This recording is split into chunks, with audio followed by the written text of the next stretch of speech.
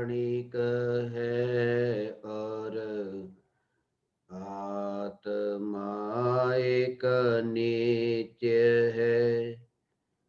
आत्मा का अनुभव बस एकमात्र नित्य है।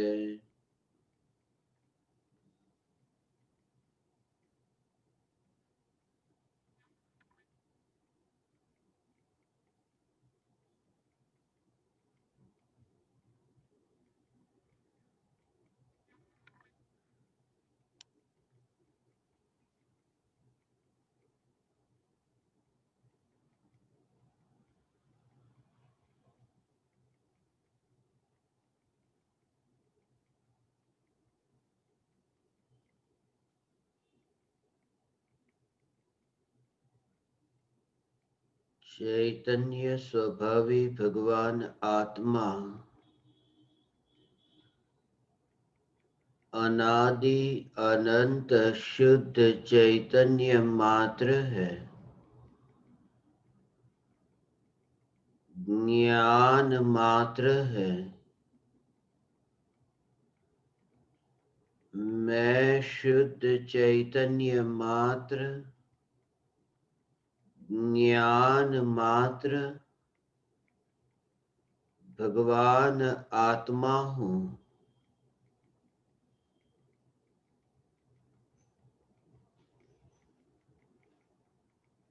त्रिकाल ध्रुव न्यायक देव हूँ।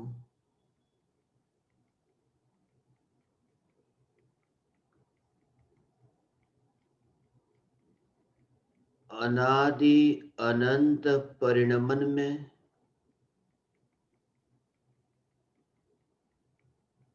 परिणमित नहीं होने वाला, स्वभाव से ही टिककर रहने वाला यह ध्रुव न्यायक परमात्मा यही मैं हूँ।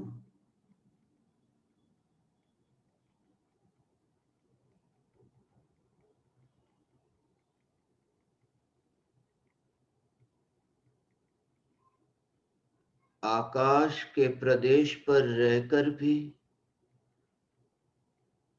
मैं आकाश प्रदेश पर नहीं रहता। देह के युग में रहकर भी मैं देह के योग में नहीं रहता।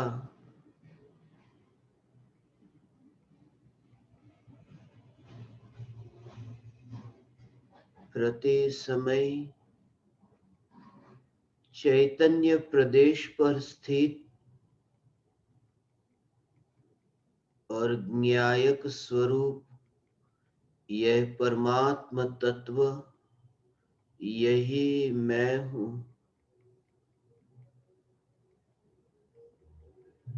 अनंत विकल्पों से मुक्त होकर एक समय की निर्विकल्प अनुभूति प्रकट होने के काल में भी जिस न्यायक की अलिप्तता, जिस न्यायक का त्रिकाल निर्विकल्प होना, यह त्रिकाल निर्विकल्प न्यायक यह मैं हूँ। पर्याय में प्रकट होने वाली निर्विकल्प अनुभूति ऐसी निर्विकल्प अनुभूति कि जो वर्तमान में प्रकट हुई और अनंत काल तक जो निर्विकल्प अनुभूति टिक कर रहे, जो आत्मा का अनुभव नित्य टिक कर रहे, ऐसा नित्य टिक कर रहने वाला आत्मा का अनुभव, ऐसी अनंत पर्याय, जिन अनंत पर्यायों में प्रति समय निर्विकल्प स्वसंवेदन प्रत्यक्ष अनुभव, फिर भी उन अनंत पर्यायों का आधार एकमात्र निर्विकल्प ज्ञायक, यह निर्विकल्प ज्ञायक यह मैं हूं। मैं त्रिकाल निर्विकल्प हूं। मैं निरपराधी हूं। विकल्प अपराध है, स्वरूप निरपराध है। मैं त्रिकाल निरपराधी निर्विकल्प स्वरूप चैतन्य परमात्मा हूं। बेहोशी में, स्वप्न में स्वयं को राग स्वरूप माना, राग स्वरूप माना, फिर भी ज्ञायक की ऐसी ध्रुवता कि राग स्वरूप मानने वाली ऐसी जो मिथ्यात्व की पर्याय, ऐसी अनंत मिथ्यात्व की पर्याय, एक एक समय की मिथ्यात्व की पर्याय को मिथ्यात्व की कालिमा कही, मिथ्यात्व का जहर कहा, मिथ्यात्व का घना अंधेरा कहा, मिथ्यात्व को संसार परिभ्रमण का मूल कहा, जड़ कहा। ऐसा यह मिथ्यात्व, ऐसी अनंत मिथ्यात्व की पर्याय, अनंत परिभ्रमण में अनंत अनंत अनंत ऐसी मिथ्यात्व की पर्याय, फिर भी उन मिथ्यात्व की पर्यायों में कहीं पर भी मिला नहीं। यह ध्रुव न्याय मिले कैसे? मिले कैसे? मिलने के लिए कार्य होना जरूरी है। मिलन ही कार्य है, मिलन ही परिणमन है, मिलन में नयापन है और ध्रुव अनादि अनंत सत्ता मात्र है। इसलिए जगत में ये मिथ्यात्व की ये अनंत पर्याय, पर पदार्थों में एकत्व, ममत्व, कर्तृत्व, भोक्तृत्व करने वाली यह मिथ्यात्व की पर्याय, मगर ये मिथ्यात्व की पर्याय का जहर जिस न्यायक स्वरूप में नहीं मिला, क्योंकि मिथ्यात्व है जड़ और न्यायक है चेतन। मिथ्यात्व को मिथ्यात्व का कुछ भी बोध नहीं, मिथ्यात्व को मिथ्यात्व की कोई अनुभूति नहीं, मिथ्यात्व मिथ्यात्व को पहचानता भी नहीं। मिथ्यात्व की पहचान हुई ज्ञान में, मिथ्यात्व को पहचाना, मिथ्यात्व का भाव पर पदार्थों का ज्ञान में मिलना न हुआ, देह का ज्ञान की पर्याय में मिलना न हुआ, सिर्फ प्रतिबिंब पड़ा, सिर्फ प्रतिबिंब पड़ा, पर पदार्थों का ज्ञान में प्रतिबिंब पड़ा, देह ज्ञान में प्रतिबिंबित हुआ। न देह को विकल्प है, न ज्ञान को विकल्प है। देह भी विकल्प से पार है और ज्ञान भी विकल्प से न्यारा है। ये ज्ञान में देह प्रतिबिंबित होता है और ज्ञान में देह जैसे प्रतिबिंबित होता है और देह ज्ञान में मिलता नहीं, ऐसे ही ये संसार परिभ्रमण का मूल, ये संसार परिभ्रमण का मूल ऐसा जो मिथ्यात्व ज्ञान में प्रतिबिंबित होकर भी ज्ञान में मिला नहीं, जो ज्ञान की पर्याय जानने रूप कार्य करती है, जो ज्ञान की पर्याय में परिणमन है, जिस ज्ञान की पर्याय में ज्ञेय जैसा आकार बनता है। मिथ्यात्व को जाने तो मिथ्यात्व जैसा आकार ज्ञान का, फिर भी उस ज्ञान के आकार में ज्ञान ही तो व्याप्त है, मिथ्यात्व नहीं। और जहां उस ज्ञान के स्वरूप के निकट जाकर ज्ञान स्वरूप मात्र को देखे तो आकार से क्या फर्क पड़ता है? अनंत आकार में यह ज्ञान परिणमित हुआ। फिर भी अनंत आकार में ज्ञान ज्ञानमय ही रहा।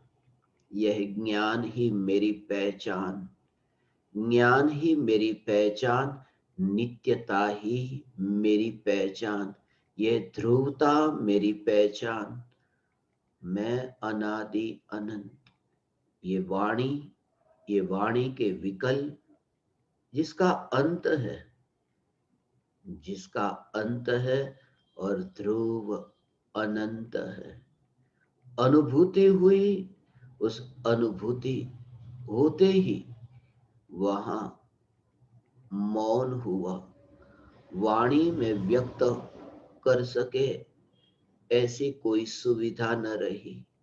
वाणी फैलती है बाहर की ओर, और आत्मा की पर्याय ढलती है न्यायक की ओर।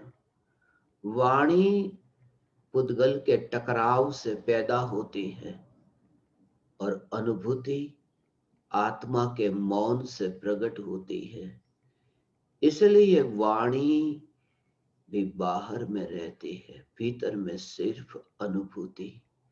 ये अनुभूति, मैं अनुभूति मात्र चैतन्य परमात्मा हूं।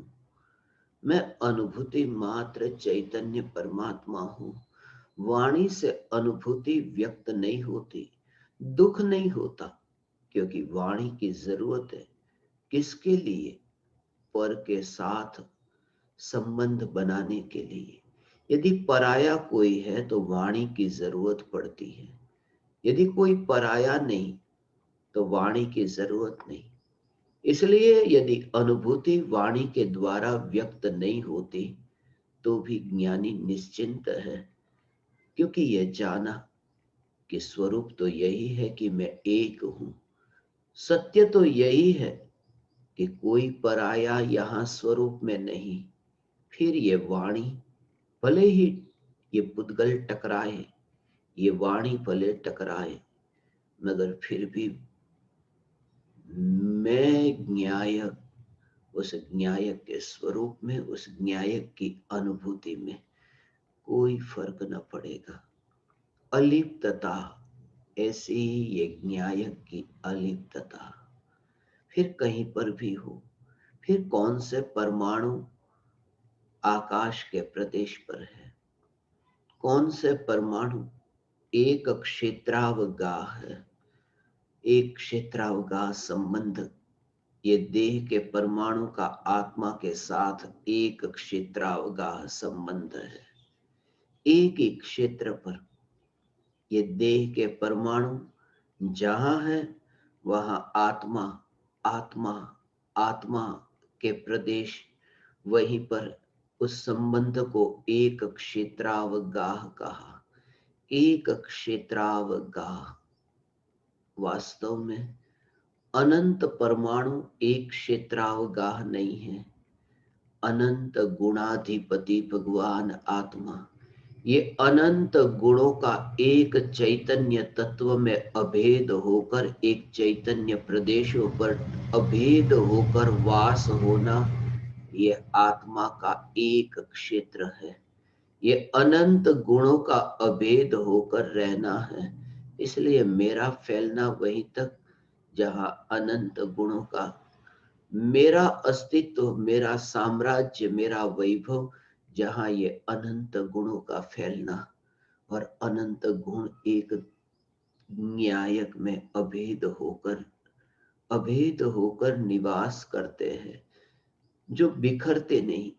एक गुण भी न्यायक को छोड़कर जाए नहीं, एक गुण भी न्यायक में नया मिले नहीं। जाए तो कहां जाए, कौन लेने को तैयार है, क्योंकि प्रत्येक द्रव्य परिपूर्ण है।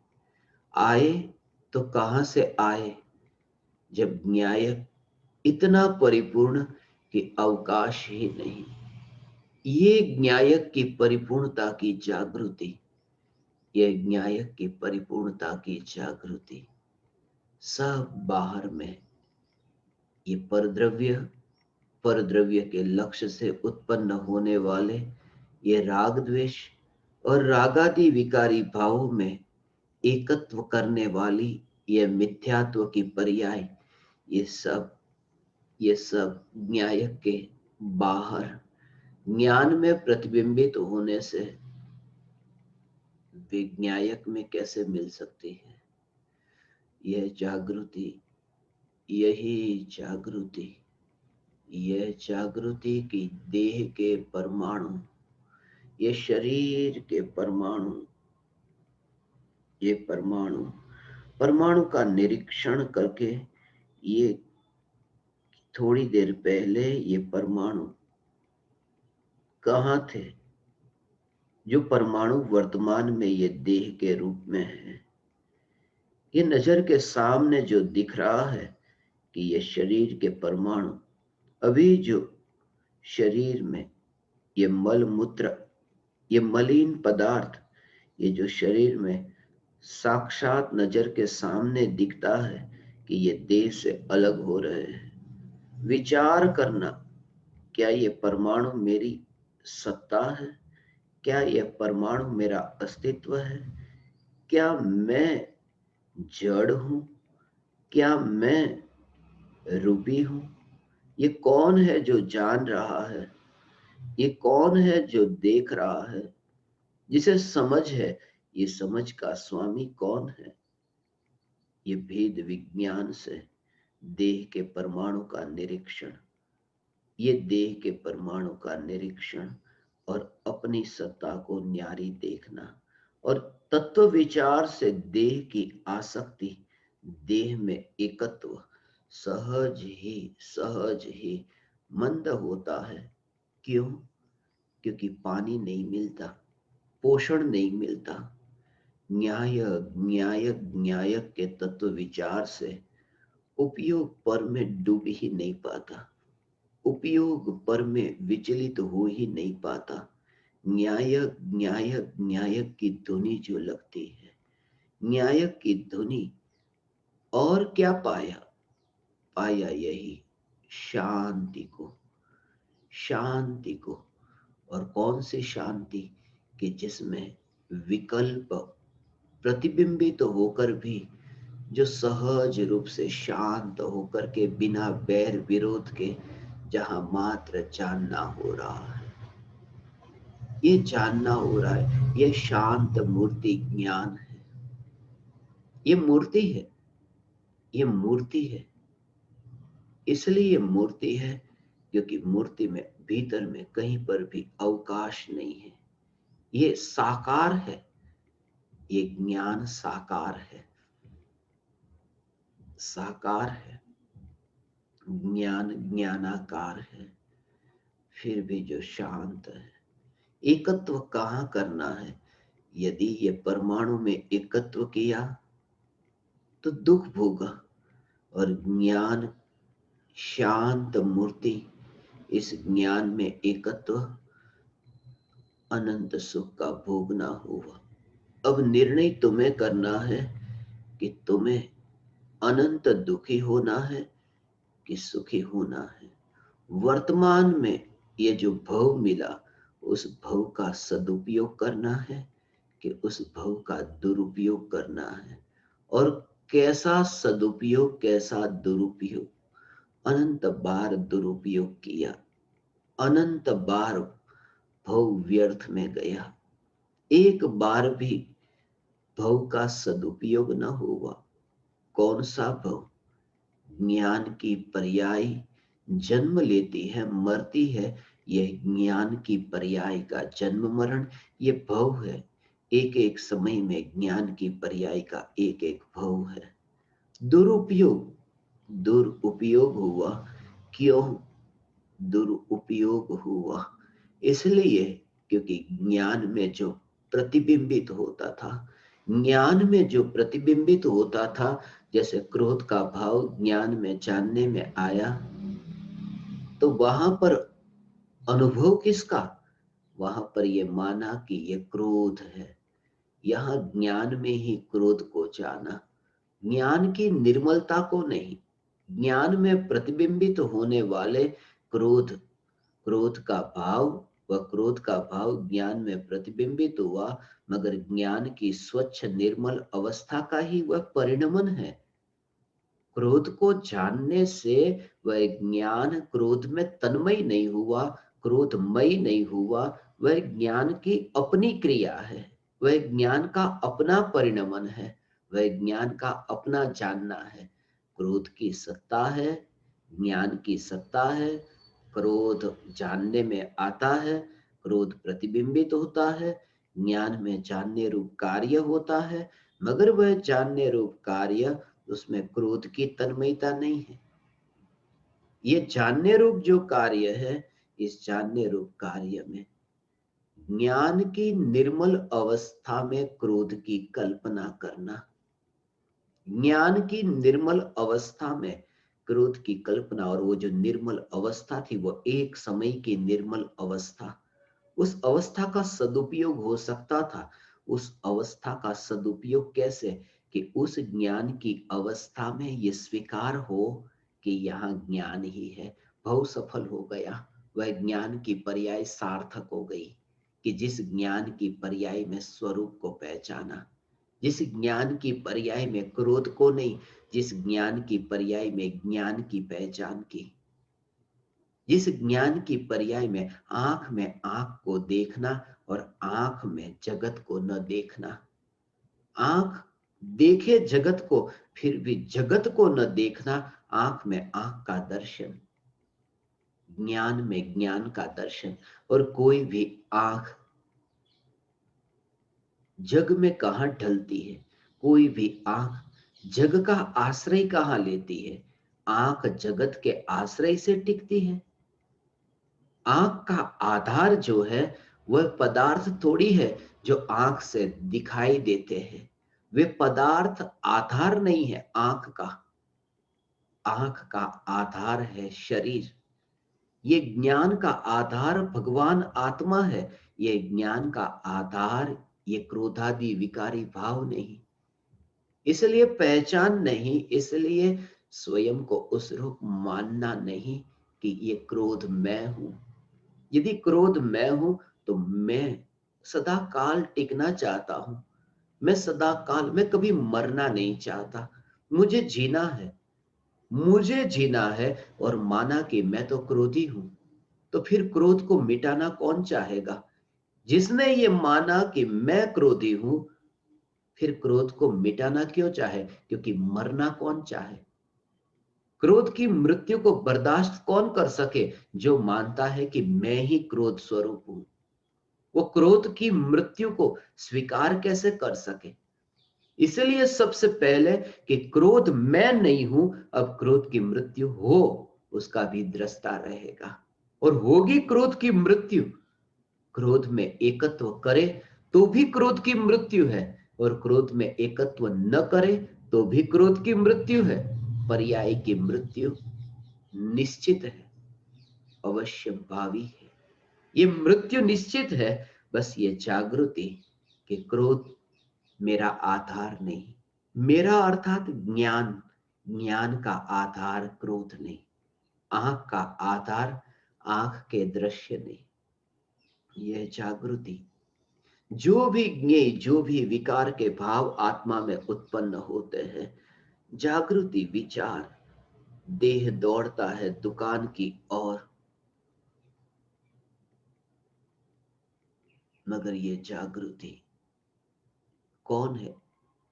क्या है मेरी पहचान? मेरी पहचान क्या? यात्रा कहां हो रही है? ये यात्रा हो रही है धन की ओर। मैं यात्रा कर रहा हूं, धन की ओर ये यात्रा कर रहा हूं। थोड़ी देर में धन मिलेगा, दौड़ रहा है धन की ओर, मैं दौड़ रहा हूं, धन की ओर दौड़ रहा हूं, धन की ओर भगवान। ये धन की ओर यात्रा हो रही है। वहां तो थोड़ी देर में पहुंच गया दुकान पर, हाथ खाली के खाली रहते हैं। वहां पहुंच गया, वहां पहुंच गया। भूतकाल में जो धूल थी, भविष्य में जो धूल होगी, और वर्तमान में धूल है मगर धोखा खा रहा है धन का।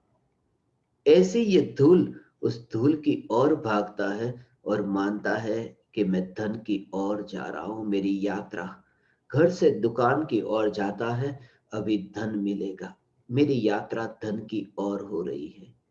ज्ञानी को जागृति है, ये यात्रा धन की ओर तो हो रही है, मेरी भी यात्रा धन की ओर हो रही है। एक समय के ज्ञान की पर्याय का उत्पाद हुआ, ये व्यय हुआ, ये फासला तय होता है, ये दूरियां कम होती जाती है, ये माइलस्टोन है। बीच बीच में पता चलता है कितनी यात्रा हो गई और कितनी बाकी बची। धन की ओर, घर से दुकान की ओर जाता है। कभी कभी किसी को वो माइलस्टोन दिखाई दे, मगर यहां पर भी मेरी यात्रा हो रही है धन की ओर। इतनी यात्रा हो चुकी, इतनी होनी बाकी है। श्रुत ज्ञान की पर्याय से केवल ज्ञान के धन की ओर ये ज्ञान की पर्याय यात्रा करती है। यहाँ एक समय बीता, मैं आगे गया, और एक समय बीता कि आगे गया। ये ज्ञान की यात्रा है, जो केवल ज्ञान से मिलन के लिए ये दौड़ रही है। ज्ञान की पर्याय, ये ज्ञान की पर्याय दौड़ती है केवल ज्ञान से मिलने के लिए। ये आत्मा दौड़ रहा है परमात्मा से मिलने के लिए। ये संसारी दौड़ रहा है सिद्ध से मिलने के लिए। ये ज्ञान, यह ज्ञान प्रति समय ज्ञान की पर्याय न्याय, न्याय, न्यायक के आश्रय से परिणमित होती है, पूर्णता को उपलब्ध होती है। पर्याय में भी परिपूर्णता को उपलब्ध होती है।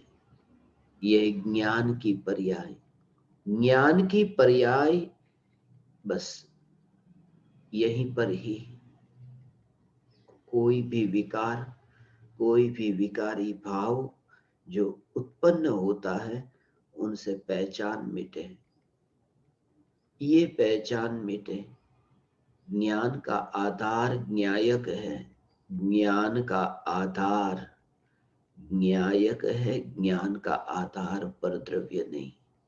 विकृति, ये विकार मेरा आधार नहीं है, विकार मेरा आधार नहीं, विकार मेरा आधार नहीं।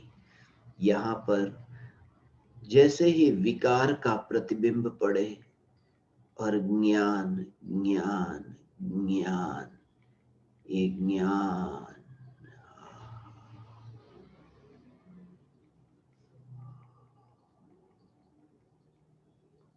ये ज्ञान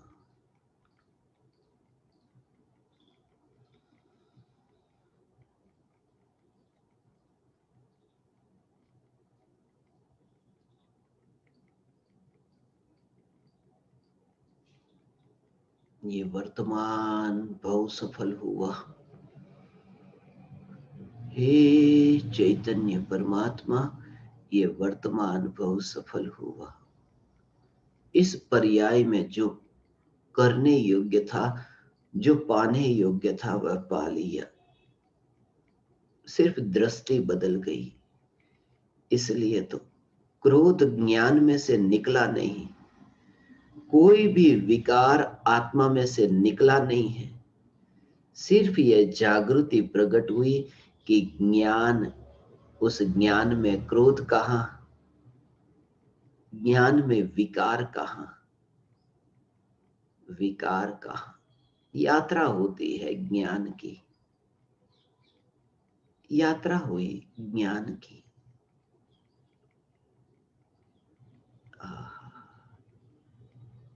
यात्रा हुई ज्ञान की, और यात्रा हुई विकार की। मगर विकार का जो भाव है ज्ञान में प्रतिबिंबित होकर भी विकार स्वयं चेतनमय नहीं हुआ, विकृति स्वयं चेतन नहीं हुई, और यह ज्ञान अचेतन नहीं हुआ। और जैसे जैसे ये विभाव से, ये भेद विज्ञान, ये विभाव से भेद विज्ञान, ऐसे ही जड़ संयोग, उन संयोगों से भेद विज्ञान। फिर कोई विरोध न होगा ज्ञान में। जिसने ये सत्य जाना है फिर ज्ञान का विरोध नहीं करता। फिर क्रोध होगा मगर विरोध नहीं करता। आ जाओ क्रोध को, आने दो क्रोध को, ऐसा नहीं। क्रोध का विरोध नहीं करता, अर्थात भीतर में पूरी तरह से जागरूक है कि ज्ञान जो है उस ज्ञान में क्रोध नहीं है। ये जागृति के बल पर क्रोध का विरोध नहीं। यदि शत्रु मेरे महल में प्रवेश करे तो तैयारी करो, उसे बाहर निकालने की तैयारी करो, सैन्य को तैयार करो, युद्ध की तैयारी करो। शत्रु मेरे राज्य में प्रवेश करता है, मगर रात्रि में नींद में ही यह सपना आता हो कि शत्रु मेरे राज्य में प्रवेश करता है, तो फिर सेना को तैयार करने की जरूरत नहीं, सिर्फ जागने की जरूरत है कि पाया कि कोई शत्रु नहीं आ रहा राज्य में। ये स्वरूप की जागृति, ये न्यायक की जागृति, यही तो मुक्ति है, यही तो मोक्ष है। मोक्ष जाना नहीं है, मोक्ष पाना नहीं है, मोक्ष को समझना है। ये जो मोक्ष है ये ज्ञान सदैव मुक्त है। ये ज्ञान मुक्त जहां बंधन नहीं है क्रोध का। क्रोध बांधे कैसे, जिसका स्वयं का ठिकाना नहीं, वो न्यायक को कैसे बांधे। कच्ची रज्जू, कच्ची रस्सी, उस कच्ची रस्सी से ऐसे हाथी को बांधना कैसे संभव है। जो अभी टूटी, जो अभी मरी, ऐसी ये क्रोध की पर्याय, ऐसी ये विकृति की पर्याय, वो न्यायक उस न्यायक को कैसे बांधे। कोई भी विकार न्यायक को बांधता नहीं है, विकार न्यायक को बांधता नहीं है, विकार न्यायक को बांधता नहीं है। ये न्यायक न्यायक न्यायक न्यायक, अब कब ये छूटेगी ये दशा, अब कब छूटेगी ये दशा, अब ये बंधन कब छूटेगा, अब कब छूटेगा ये बंधन। घर का बंधन, परिवारजनों का बंधन, मित्रों का बंधन, शत्रु का बंधन, ये बंधन कब छूटे, कब प्रकट होगी वह मुनि दशा, कब आएगा वह अवसर कि वन विहारी संत हो, कब आएगा वह अवसर कि चलते फिरते सिद्ध परमात्मा का ऐसा एहसास हो, कब आएगा वह अवसर ऐसी गुफा में बैठे हो कि जहां कोई ना हो और पता भी न चले यहां गुफा है, और अंतर में अतीन्द्रिय आनंद का भोग होता हो। ऐसी गुफा कब आएगी वह दशा, कब आएगी वह दशा कि शेर आए, शरीर को तो खाता हो, शरीर को तो बैर बिखेर करता हो, शरीर को तो बैर बिखेर करता हो, मगर उस समय भी ये ज्ञान दर्पण की स्वच्छता के दर्शन से आनंद का भोग होता हो। कब आएगी वह दशा, कब आएगी वह दशा जहां सत्य है वह सत्य के रूप में नजर के सामने दिखा दे कि था अकेला ही, वो अकेला ही, ये नजर के सामने जो दिखता है ये सत्य का दर्शन हुआ। भीड़ ने भ्रम पैदा किया कि कोई ना कोई मेरे साथ है, वास्तव में तो मेरे अज्ञान ने भ्रम पैदा किया कि ये सब मेरे संगी, ये सब मेरे साथी। सत्य ऐसी दशा कब प्रकट हो, ऐसी दशा कब प्रकट हो कि निर्ग्रंथ मुनि धर्म अंगीकार हो, ऐसी दशा कब प्रकट हो कि जहां सुनाने वाला कोई न हो। ऐसी दशा कब प्रकट हो जहां सुनने वाले कोई न हो। ऐसी दशा कब प्रकट हो जहां है बहुत, मगर मेरी भाषा को समझने वाले नहीं। है बहुत जो मेरी भाषा को समझते नहीं। है बहुत जिनकी भाषा में समझता नहीं।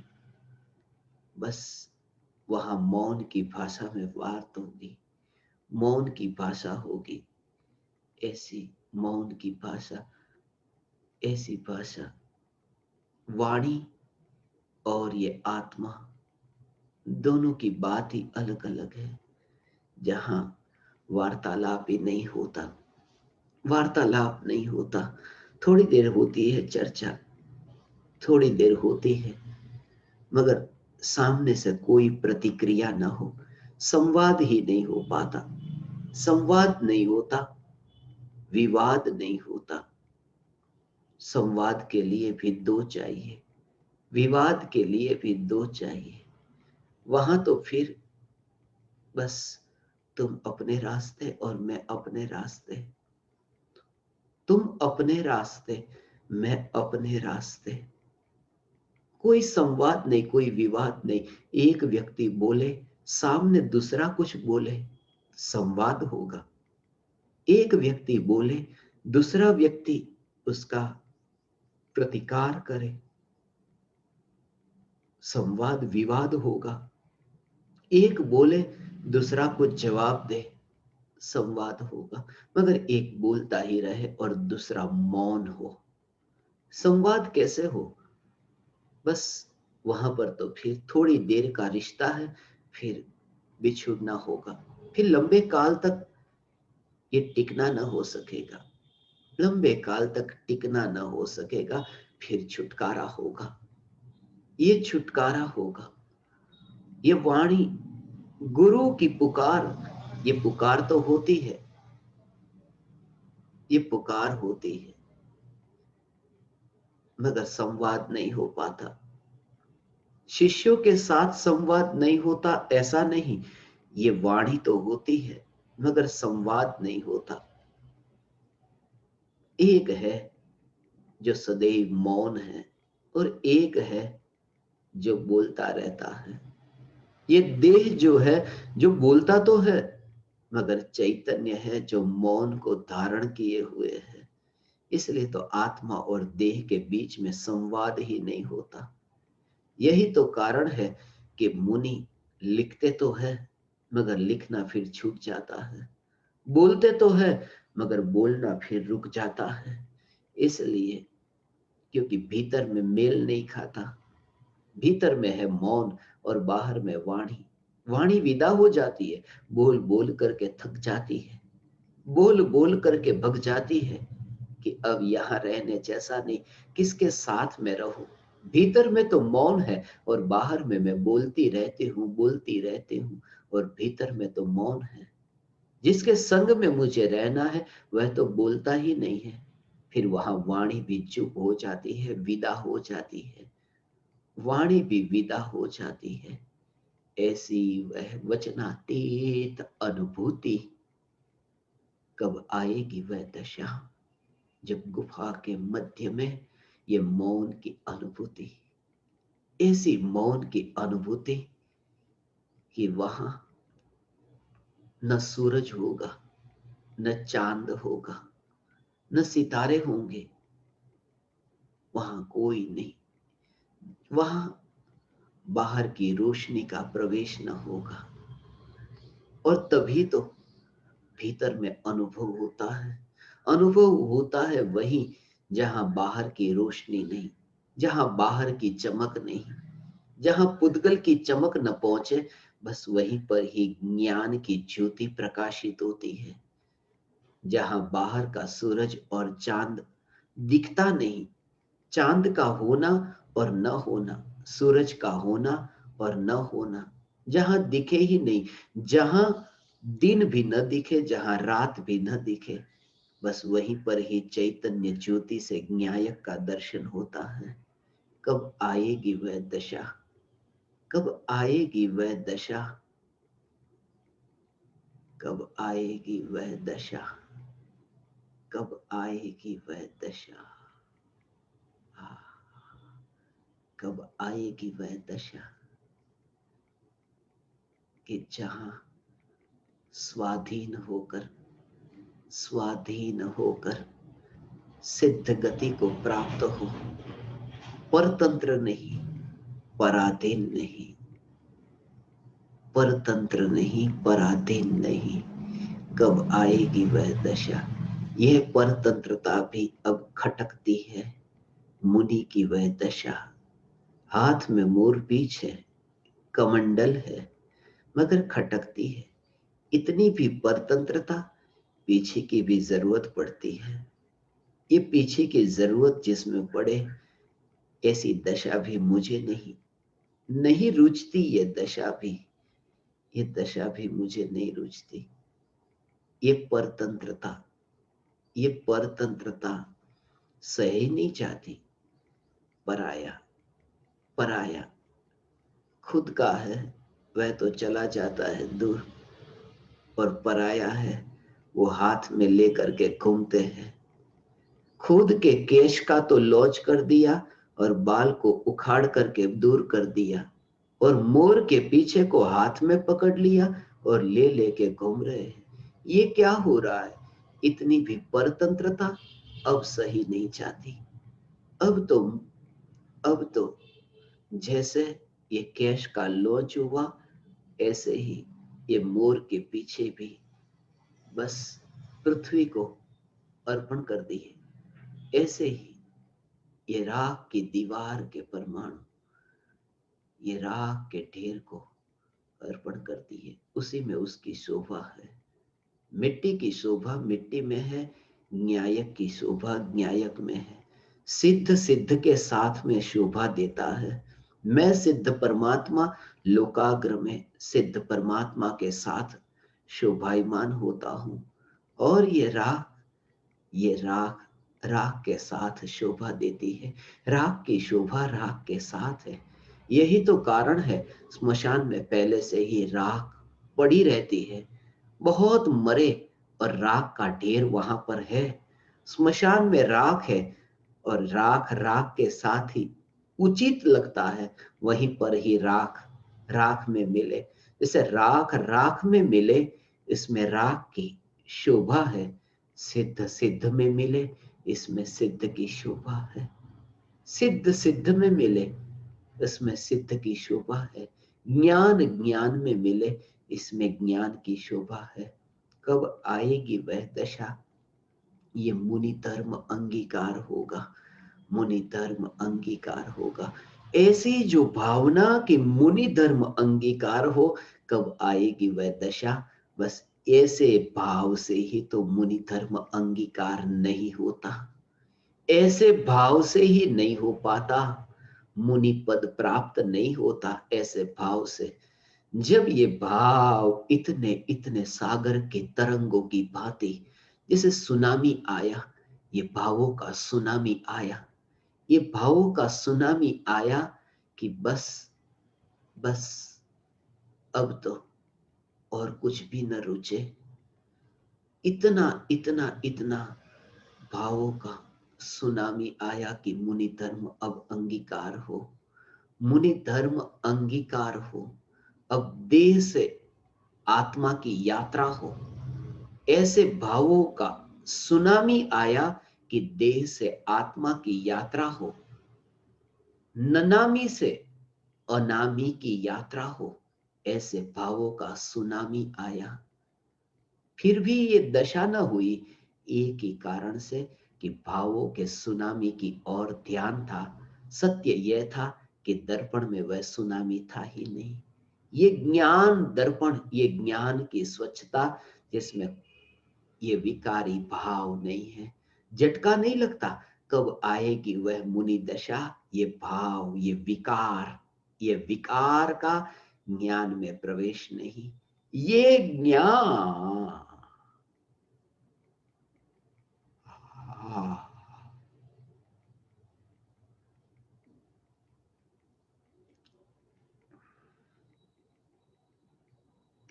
ज्ञान, ये न्यायक भगवान आत्मा, ये चैतन्य परमात्मा भगवान, ये न्यायक देव, ये न्यायक देव, ये राख की दीवार फिर न्यायक देव में है कहाँ? ये चैतन्य परमात्मा का ये चैतन्य चमत्कार, ये चैतन्य चमत्कार, ज्ञान की स्वच्छता, ज्ञान ज्ञान ज्ञान।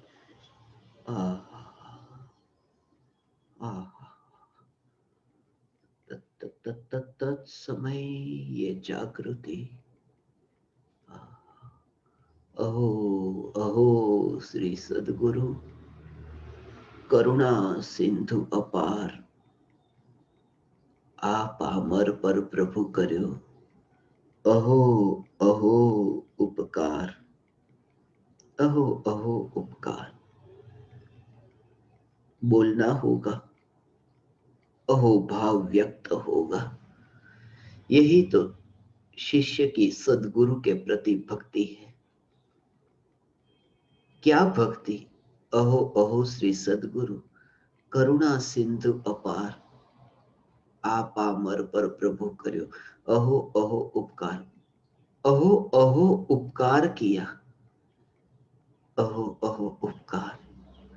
ये अहो भाव का सुनामी भी आएगा भगवान, ये अहो भाव का सुनामी भी आएगा, मगर ऐसी अस्पर्शी दशा होगी, ऐसी अस्पर्शी दशा, भावों का सुनामी आएगा। आपका मुझ पर बहुत बहुत उपकार है, आपने मेरा भला किया, आपका उपकार है, आपका बहुत बहुत उपकार है, आपका बहुत बहुत उपकार। आपने मेरा भला किया, आपने मेरा बुरा किया, आपका मेरे प्रति बहुत बहुत अपकार है, आपने मेरा बुरा किया, भला किया, बुरा किया। कैसी होगी वह मुनि दशा? गृहस्थ के वहां आहार लेने तो गया, आहार लेने गया, अरे आहार देने वाले ने कितना भला किया। गृहस्थ ने तो आहार दिया और शरीर तैयार किया, आहार दिया और देह की रचना हुई, वहां पर खून बना, मांस बना। ये गृहस्थ ने आहार दिया और शरीर बनाया, शरीर का निर्माण किया। और जानवरों ने क्या किया? जानवरों ने उस शरीर को खा लिया, मुनि के शरीर को खाकर उपसर्ग किया। ये मनुष्य और ये पशु, मनुष्य थोड़ा भला करता है, जानवर ने बुरा किया। किसी ने भला किया, मेरे पर उपकार किया, किसी ने बुरा किया। ये मुनि नहीं, ये मुनि के लक्षण नहीं। मनुष्य ने भला किया, भला क्या किया? भला कैसे कर सकता है? भला तो तब करे, मेरा काम तो कर दिया ने। आपने मेरा इतना काम किया, आपने मेरा ये काम होता था और होते होते विघ्न डाल दिया। ज्ञानी मुनि संत प्रति समय जागृत है, तुमने मेरा काम कैसे किया? यहां तो जानने का जो परिणमन है वह तुम कराने आए थे। हे गृहस्थ, हे आहार दान के दाता, तुमने यहां ज्ञान का परिणमन कराया। तुम यहां पर ज्ञान की पर्याय को आगे की ओर भेजते हो कि पलटो पलटो पलटो, ये परिणमन तुम कराते हो। ये ज्ञान के जानने रूप परिणमन के कर्ता तुम हो। तो फिर मैं तो ज्ञान ज्ञान और ज्ञान रूप हूं, तुमने मेरे पर कौन सा उपकार किया? और हे जंगल के जानवर, तुमने मेरे पर बहुत अपकार किया, बहुत बुरा किया। ये क्या कर दिया? अब मेरा काम अटक गया, मेरा पैर खा गए, अब मैं विहार कैसे करूं? मेरा काम अटक गया। नहीं जंगल के जानवरों, तुमने मेरा कोई काम अटका नहीं दिया। क्यों? क्योंकि दिखाया गया पैर भी ज्ञान में प्रतिबिंबित तो हो रहा है। ये ज्ञान का कार्य तो हो रहा है, मेरा कार्य नहीं रुका। गृहस्थ ने ज्ञान का परिणमन कराया नहीं और जानवरों ने ज्ञान के परिणमन को रोका नहीं। ये सहज ज्ञान का परिणमन। यहाँ अब मैं किससे राग करूं और किससे द्वेष करूं, किसके प्रति मैं राग करूं और किसके प्रति द्वेष करूं, क्योंकि कोई कुछ करता नहीं। यहाँ तो सहज ज्ञान का कार्य होता है। भगवान आत्मा, ये भगवान आत्मा, ये न्यायक, ये न्यायक, न्यायक। यहाँ कोई कुछ नहीं करता। प्रति समय ये न्यायक की जागृति। कब आएगी वह दशा, कब आएगी वह दशा, कब आएगी वह दशा। आएगी, आएगी न्यायक के आश्रय से। लाऊंगा नहीं, आएगी। जानूंगा उसे, जानना होगा, वह दशा का भी जानना होगा, जानना होगा। उससे पहले तो आएगी नहीं। बैठा है, बैठा है, बैठा है, बैठा है, बैठा है, अपने में ही बैठा है। और वह दशा आई, अपने में ही बैठा है और वह दशा आई। इसलिए दशा को लाया नहीं, दशा को जाना। इसलिए कोई ज्ञानी मुनि नहीं होता, कोई ज्ञानी मुनि नहीं होता। ज्ञानी मुनि धर्म की दशा को मात्र ज्ञाता दृष्टा होकर जानता देखता है, मुनि होता नहीं है।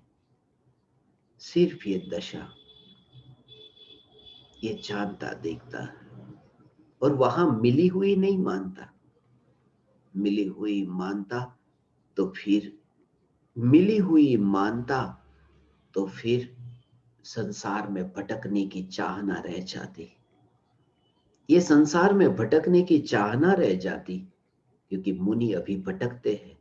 मोक्ष नहीं हुआ और ज्ञान में मुनि धर्म अंगीकार हो और पकड़ हो जाए कि मैं मुनि, बस तो फिर मुनि धर्म अब छूटे, ये भाव भी ना आएगा। अब तो ये मुनि धर्म रहे अनंत काल के लिए, अर्थात अनंत काल के लिए बस संसार में रहो।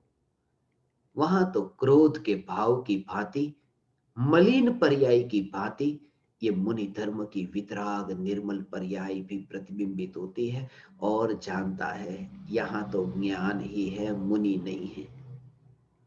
ज्ञानी है, मुनि नहीं। ज्ञानी त्रिकाल है, मुनि त्रिकाल नहीं। ज्ञानी अनादि अनंत है और मुनि सादि शांत है। मैं मुनि नहीं, मैं ज्ञानी। और सम्यक ज्ञानी, मिथ्या ज्ञानी, ऐसा ज्ञानी नहीं।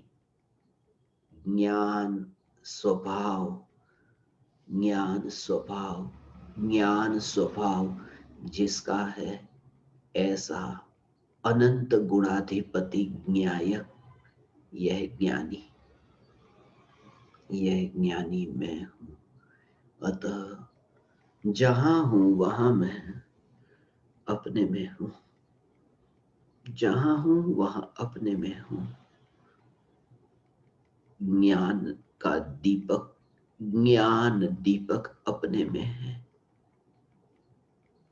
मैं अपने में, तुम भी अपने में, प्रत्येक आत्मा अपने अपने में, अपने अपने में, प्रत्येक आत्मा अपने अपने में। दिखाया यह चांद, मगर देखा नहीं।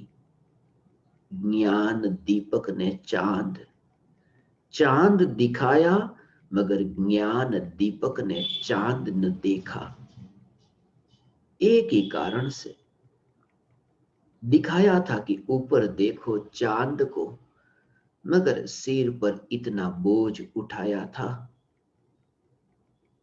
कि आकाश की ओर ऊपर देखने के लिए शक्ति ही न रही।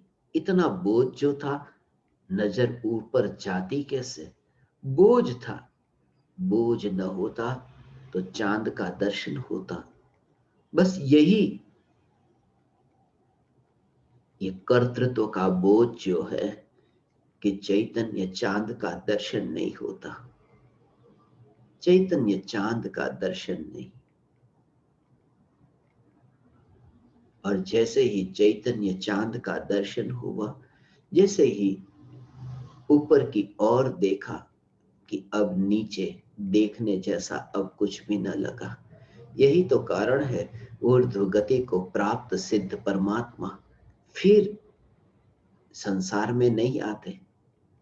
संसार में तो आते हैं वे जो अपनी इच्छाओं को पूरी करना चाहते हैं, जो अपनी इच्छा को पूरी करना चाहते, जो अपनी वासनाओं को पूरी करना चाहते हैं, वे संसार में आते हैं। मगर वासना ही जहां न रहे, फिर संसार में आने का प्रयोजन ही क्या? संसार में तो वे लोग हैं जो अपनी इच्छाएं पूरी करते हैं, कर नहीं पाते, भ्रमित होकर जीवन गवाते हैं। ज्ञान के परिणमन में ज्ञान की अनुभूति का अवसर गवाते हैं। प्रति समय चैतन्य की जागृति, ये न्यायक की जागृति, न्यायक की जागृति।